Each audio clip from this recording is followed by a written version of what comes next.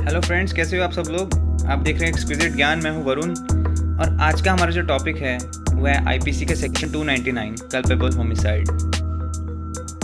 दोस्तों, मेरे चैनल को सब्सक्राइब कर देना और वीडियो को शुरू से लास्ट तक पूरा देखना। आईपीसी का सेक्शन 299 डील करता है कल्पेबल होमिसाइड से। कल्पेबल होमिसाइड का मतलब क्या होता है? एक पर्सन का दूसरे पर्सन को मारना। कल्पेबल का मतलब होता है लायबल टू पनिशमेंट और होमिसाइड का मतलब होता है एक पर्सन का किसी दूसरे पर्सन को मार देना। सेक्शन 299 कहता है कि अगर कोई पर्सन किसी दूसरे पर्सन की डेथ कॉज करता है, उसे मारता है कोई एक्ट कर कर, और वो एक्ट कैसे कर सकता है?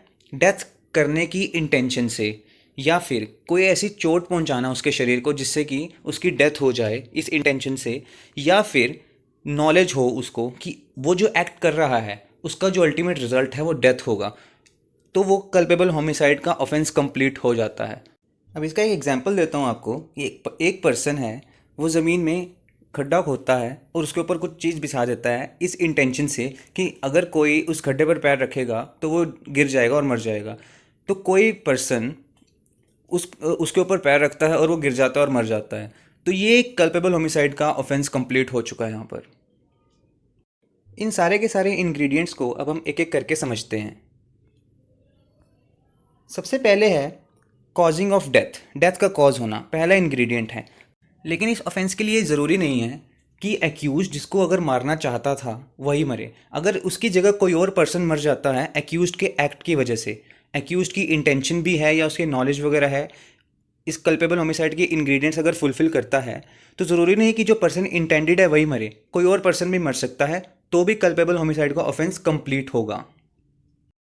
अब जो डेथ है वो कैसे कॉज होनी चाहिए? वो एक्यूज्ड के किसी एक्ट की वजह से कॉज होनी चाहिए। अब एक्ट का मतलब क्या हो गया? जैसे कि कोई पॉजिटिव एफर्ट करना, कुछ करना, जैसे कि पॉइजन एडमिनिस्टर करना या फिर स्ट्राइक करना, किसी को मारना या किसी को डुबा देना, वो एक्ट है। अब जो एक्ट है इसमें ओमिशंस भी इंक्लूडेड हैं। इलीगल ओमिशन, मतलब ओमिशन का मतलब होता है जब आपकी कहीं ड्यूटी बनती है और वहाँ कुछ करने की और आप वहाँ कुछ नहीं करते। अब जो एक्यूज ने एक्ट किया है या ओमिशन करी है, वो एक्ट या ओमिशन इंटेंशन की वजह से होना चाहिए। इंटेंशन कैसी होनी चाहिए? किसी को मारने की, डेथ कॉज करने की इंटेंशन होनी चाहिए। इंटेंशन भी है कि एक्यूज के माइंड की स्टेट है। अब इंटेंशन का पता कैसे लगता है कि एक्यूज की पर्टिकुलर इंटेंशन थी या नहीं? इंटेंशन प्रूव की जाती है एक्यूज के जो एक्ट उसने कमिट करा है उससे, और जो केस के सर्कमस्टेंसेस हैं।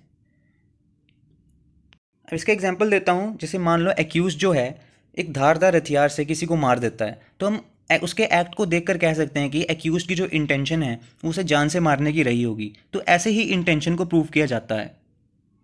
अब इसमें एक चीज़ और है, जो विक्टिम की जो डेथ हुई है वो नेचुरल कॉन्सिक्वेंस होना चाहिए किस चीज़ का? एक्यूज के एक्ट का। मतलब एक्यूज ने जिस इंटेंशन से कोई एक्ट कमिट करा है उसका जो नतीजा है, उसका जो रिजल्ट है वो डेथ होना चाहिए, और उसी एक्ट की वजह से ही होना चाहिए, तभी इंटेंशन को इन्फर किया जाता है। इसमें इंटेंशन किसी भी पर्सन को मारने की हो सकती है, कोई पर्टिकुलर पर्सन का होना ज़रूरी नहीं है ऐसा। इसके बाद ये ज़रूरी नहीं कि जो एक्यूज्ड है वो इस इंटेंशन से एक्ट करे कि उसने उसकी विक्टिम की डेथ करनी है। एक्यूज्ड ऐसे भी एक्ट कर सकता है इस इंटेंशन से कि उसने विक्टिम को कोई बॉडीली इंजरी पहुंचानी है जिसका रिजल्ट डेथ होगा। जैसे कि एक्यूज्ड विक्टिम के वाइटल ऑर्गन्स पर मारता है किसी वेपन से, तो एक्यूज्ड को पता है कि जो बॉडीली इंजरी विक्टिम को पहुंचा रहा है उसका अल्टीमेट रिजल्ट डेथ होगा, तो भी कल्पेबल होमिसाइड का ऑफेंस कंप्लीट हो सकता है। हालांकि एक्यूज्ड ये ना चाहता हो, उसने इंटेंशन से नहीं मारा कि वो मर जाएगा, लेकिन उसे पता है वो इस इंटेंशन से मारा कि उसे कोई बॉडीली इंजरी होगी। जो एक्यूज है, जो वो एक्ट कमिट कर रहा है, चाहे उसकी इंटेंशन उसकी डेथ कॉज करने की ना हो या बॉडीली इंजरी पहुंचाने की भी इंटेंशन ना हो, वो तब भी कल्पेबल होमिसाइड के लिए लाइबल हो सकता है अगर उसको नॉलेज थी कि जो वो एक्ट कर रहा है उसका रिजल्ट डेथ है। बेशक उसने इंटेंट नहीं करा डेथ को, लेकिन उसे पता है कि जो कॉन्सिक्वेंस है वो डेथ ही होगा, तो भी वो कल्पेबल होमिसाइड के लिए लाइबल होगा। जैसे कि दो तीन लोग मिलकर एक पर्सन को उसके सर पर वार कर रहे हैं, अटैक कर रहे हैं, तो उन्हें नॉलेज होनी चाहिए, उन्हें पता होना चाहिए कि वो जो एक्ट कर रहे हैं उसका अल्टीमेटली रिजल्ट उसका डेथ होगा विक्टिम का, इसलिए वो कल्पेबल होमिसाइड के लिए लाइबल होंगे। थर्ड इंग्रेडिएंट है। इन तीनों में से, यानी इंटेंशन, बॉडीली इंजरी या नॉलेज, इन तीनों में से अगर एक भी इंग्रेडिएंट प्रेजेंट होता है एक्यूज्ड के एक्ट के साथ, तो एक्यूज्ड कल्पेबल होमिसाइड के लिए लायबल होगा। सेक्शन 299 की 3 एक्सप्लेनेशंस हैं। एक्सप्लेनेशन 1 की बात करते हैं। इसमें क्या है, जो विक्टिम है वो पहले से ही किसी डिजीज़ का सामना कर रहा है, कोई उससे सफ़र कर रहा है, और जो एक्यूज्ड है वो अपने किसी एक्ट से उसकी जो डेथ को एक्सेलरेट कर देता है विक्टिम को, तो ऐसा माना जाएगा कि एक्यूज ने ही उसकी डेथ करी है। लेकिन इसमें एक बात और भी है कि जो बॉडीली इंजरी है वो अगर इस इंटेंशन से नहीं है कि उसका कोई 299 के इंग्रेडिएंट में आ ही नहीं रहा, तो एक्यूज को कल्पेबल होमिसाइड के लिए लायबल नहीं ठहराया जा सकता। एक्सप्लेनेशन सेकंड कहती है कि अगर एक पर्सन की डेथ हो जाती है किसी बॉडीली इंजरी की वजह से, तो एक्यूज ये प्लीड या डिफेंस नहीं ले सकता कि विक्टिम को बचाया जा सकता था प्रॉपर रेमेडीज या स्किलफुल ट्रीटमेंट से। एक्सप्लेनेशन 3 कहती है कि अगर कोई चाइल्ड अपनी मदर की वूम में उसकी डेथ हो जाती है तो उसे कल्पेबल होमिसाइड नहीं कहा जाएगा।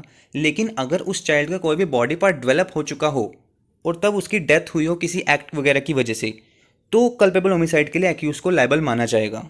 वीडियो अच्छी लगी तो लाइक कर देना, मेरे चैनल को सब्सक्राइब कर देना। Bye bye, take care.